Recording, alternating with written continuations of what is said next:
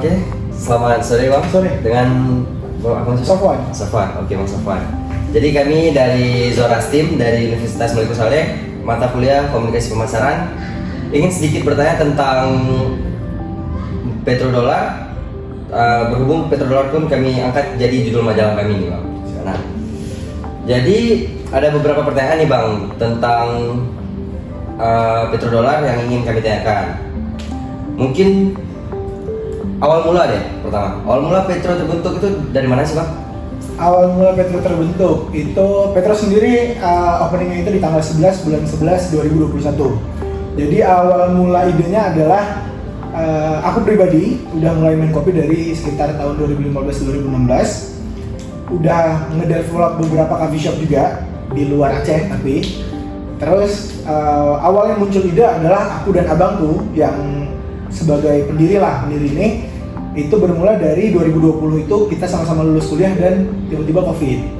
Nah karena kita suka ngopi, jadi aku dan abangku kepikiran gimana kalau kita buka bisnis aja. Soalnya kalau kita nyari kerjaan, orang yang di kantoran aja banyak yang kena layoff karena dampak COVID kemarin. Nah kayaknya kita kalau buka usaha, buka bisnis khususnya coffee shop ini kayaknya oke gitu. Jadi dari situlah timbul kita rancang dari 2020 akhir, maka di akhir 2021 tadi tanggal 11 bulan 11 tepatnya itu petrodolar didirikan. Berarti awalnya karena COVID juga. Karena COVID. Kalau inspirasi nama petrodolar sendiri dari mana sih Bang? Kalau boleh tahu? Oke. Kalau nama petrodolar sendiri, yang mungkin kita sama-sama tahu lah. Dulu kota Luxmawa ini dijuluki sebagai kota petrodolar. Bagaimana sumber daya alamnya dan perputaran mata uang dan segala macam lah di sini, sehingga dijuluki lah pada zaman dulu kota ini sebagai kota petrodolar. Nah, menurut saya nama itu dengan sejarah itu lumayan menyentuh untuk saya, sehingga waktu saya pernah studi dulu ada beberapa nama kelompok, saya dengan bangganya untuk merepresentasikan nama petrodolar, gitu, menggunakan nama petrodolar. Jadi kenapa kita taruh nama itu? Karena mendoakan Petro sendiri memiliki masa kejayaan seperti itu dan kota ini kembali ke masa kejayaannya. Gitu. Berarti sangkut paut sama kota Luxmawa juga Bang? Betul. Oke, mungkin selanjutnya itu ada inspirasi terbentuknya Petro nih Bang. Inspirasi, kalau inspirasi mungkin di Aceh itu sebenarnya warkop udah banyak. Cuman kalau untuk coffee shop yang rada komersil itu masih jarang pada waktu itu. Jadi kebetulan saya waktu itu sempat studi di Jakarta, jadi udah ada studi banding lah dengan beberapa coffee shop yang ada di sana. Jadi ide-ide itu muncul, kayaknya kalau dibuka di Aceh, terkhususnya di kota Luxmawa, kayaknya seru nih, bakal ada inovasi baru gitu kan di kota ini. Jadi ya itu, kalau inspirasi mungkin dari coffee shop yang ada di luar Aceh khususnya. Baik. Terus ada perkembangan Petro Bang dari waktu ke waktu, gimana nih perkembangannya? So far kita belum ada secara infrastruktur, mungkin belum ada perubahan juga. Cuman paling kita upgrade-nya untuk perkembangan di menu. Jadi kita ada menu seasonal, kayak 1 tahun sekali itu ada menu eksklusif atau menu musiman lah. Kadang di bulan puasa khususnya kita udah 3 kali puasa, Petro selalu ngeluarin menu-menu khusus bulan Ramadan gitu. Terus kita sedikit penasaran juga sih sebenarnya kami dari simbol kopi nih di logo Petro sendiri Bang. Oke. Jadi logo Petro sendiri itu ada gambar biji kopi kalau dilihat, dan ada wave-nya itu diambil dari kayak orang lagi ngelatih art, jadi ada wave-nya. Terus biji kopi itu kalau dilihat secara seksama sebenarnya itu ada huruf P dan D yang merepresentatifkan si petrodolar tadi. Berarti nyambung nih sama nama dan juga simbol nih. Oke Bang. Terus ada nggak sih Bang minuman yang mungkin di petrodolar sendiri itu menjadi best seller atau rekomendasi nih? Kalau kesini wajib nih kita cobain nih minuman petrodolar. Oke. Mungkin kalau menu andalan kita pasti yang ada di signature.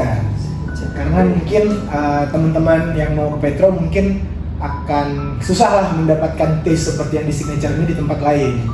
Nah jadi kalau yang direkomendasikan atau yang best seller ya rata-rata yang ada di signature ataupun yang nggak masuk signature itu salah satunya ada caramel java chip. Dia nggak signature tapi jadi best seller di sini Petro. Terus ada nggak sih bang yang membedakan nih, misal Petrodollar sama kopi shop lain yang ada di Kota Kusuma sendiri?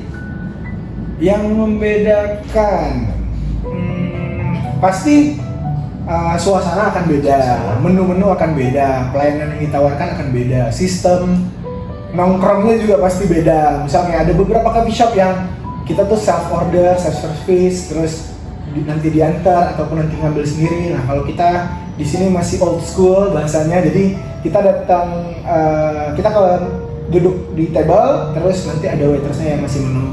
Terkecuali lantai 3. Khusus untuk customer yang ke lantai 3 itu langsung self order, tapi nanti tetap dianterin. Nah terus ya menu-menu pasti beda. Terus kita di sini sistemnya tuh food court, kita ada 5 food court di Petro. Jadi di situ menawarkan keberagaman snack-snack, jajanan-jajanan atau makanan berat yang teman-teman bisa cobain. Jadi kayak oh bosan nih, biasa kan standarnya oh ada nasi goreng, ada rice bowl dan segala macam, tapi kalau di kita nyediain ada beberapa stand makanan juga yang kayak oh kalau mau yang Korea-Koreaan ada agasi, kalau mau kebab-kebab ada kebab sengat, mau dimsum itu ada lokal dimsum, terus mau yang nasi-nasi gitu, mau yang makanan berat, ayam bakar, ayam goreng itu ada ayam jago gitu-gitu. Jadi customer sendiri lebih banyak opsi gitu, lebih variatif. Semua bisa dicobain juga di sini ya. Betul. Nah, lanjut kita ke bagaimana sih Anda memastikan konsistensi rasa kopi yang disajikan? Oke, kalau untuk konsistensi kita sendiri, kita start dari kebetulan kopi kita ngerosting sendiri. Kita ada roastery, jadi kita kopi ngerosting sendiri. Untuk ngecek konsistensi pastinya sebelum produk keluar ataupun saat baru produk jadi biasanya kita ada QC. Jadi kunci utama konsistensi biasanya kita ada tim QC ataupun biasa saya sendiri yang nge-QC produk-produk itu sebelum keluar ke customer. Berarti abang sendiri dulu nih yang cobain pas atau enggaknya gitu kan? Nah, kita ada pertanyaan terakhir.